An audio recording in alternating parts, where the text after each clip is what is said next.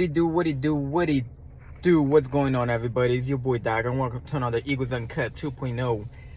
And before we start anything, before we say anything, man, I just please press that like button, subscribe if you're new, share, do all the good stuff, bro. Please, appreciate you all, man. Trying to make this channel grow, we're trying to reach new heights, man. You know what I'm saying? But today's topic, man, Jalen Hurts. All right, we got to talk about Jalen Hurts, man. We've been talking about a lot about this defense, a lot about Nick Sirianni, but I know this conversation is hard. I know this conversation is hard, man. Because I still am a believer of Jalen Hurts. I still believe in him, and I still believe he can take us to the promised land, which is the Super Bowl with a chip. But we gotta be real, man. We gotta be real. His play level has regressed. Okay, his play level has regressed. All right. Now, last year, I believe him in this offense bailed out Nick Sirianni a lot most of the season last year. All right, the first 10-11 games. All right, until we got to the 49ers game. That's when everything started going bad. But throughout the whole season, they really didn't ball out like that either. You know what I'm saying?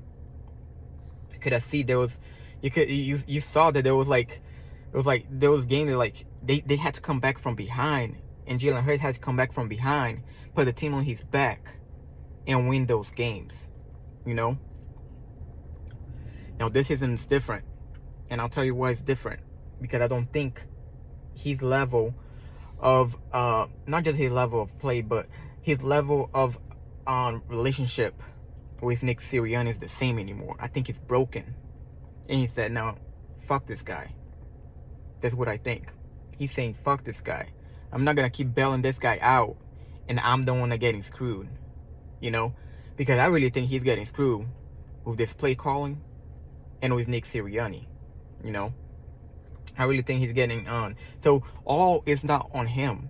I believe it's more on Nick Sirianni than anything else. Nick Sirianni don't want to call play last year, and believe he's calling.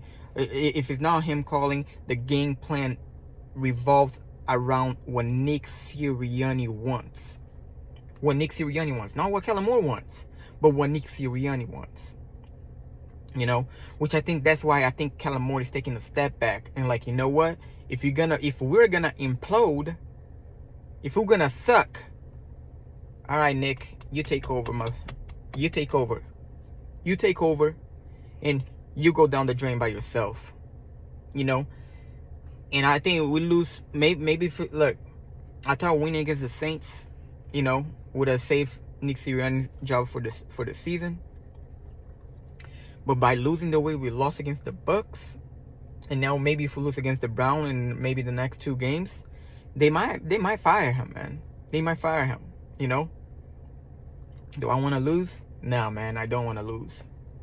I'm still gonna hope we'll win, but I do want Nick Sirianni gone.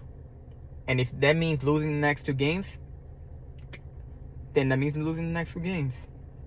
You know what I'm saying? Because my goal is not winning just games and getting to the playoffs. My goal, I want us to go to the Super Bowl.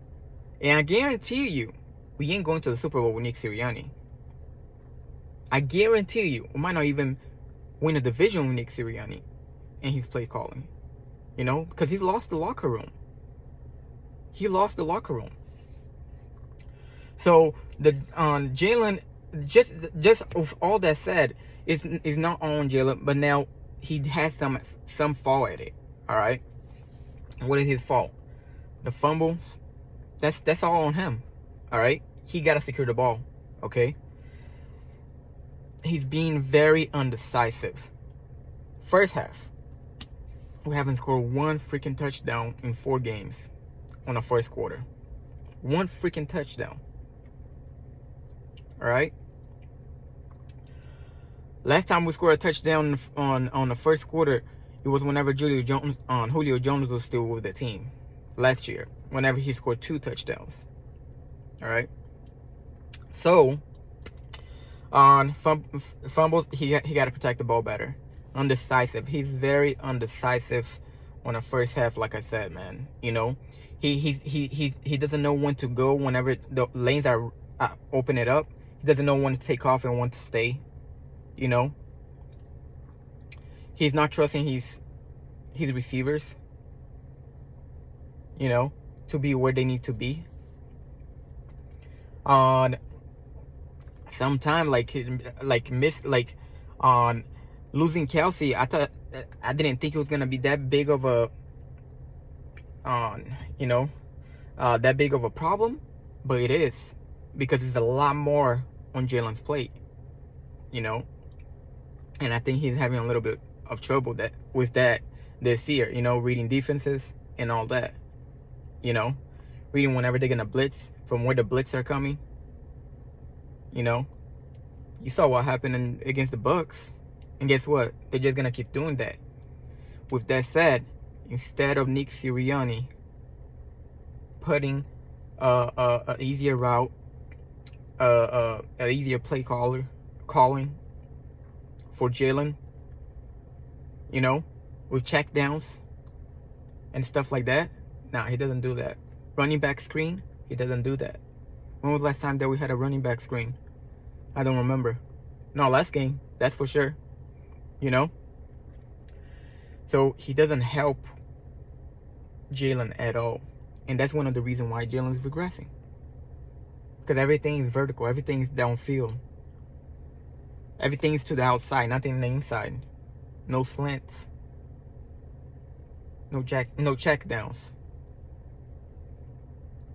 Instead of Jalen, you know, playing what is given to him in the middle of the field, he doesn't.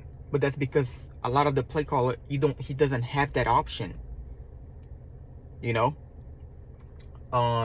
So his level, even though his level of play regress, like I said, I gave him 30% on him, 70% on Nick Sirianni.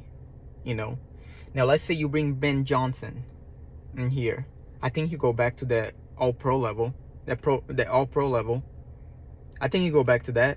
Because Ben Johnson, what he has done with Jared Goff is a masterpiece. Jared Goff, he went back to being a top 8, top 5 quarterback again. He's balling now this season. He balled out last season too.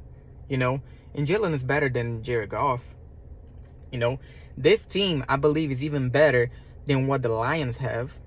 You know, offensively, not defensively. Offensively, we are. You know what I'm saying? So, I believe he can get to that level, but not with Nick Sirianni. And if Nick Sirianni doesn't get fired, I don't know how broken Jalen Hurts is going to be by then. You know, and that's one thing I'm scared of. I hope he's not broken enough, like what happened with Carson Wentz, that we might have to ship him out of Philly.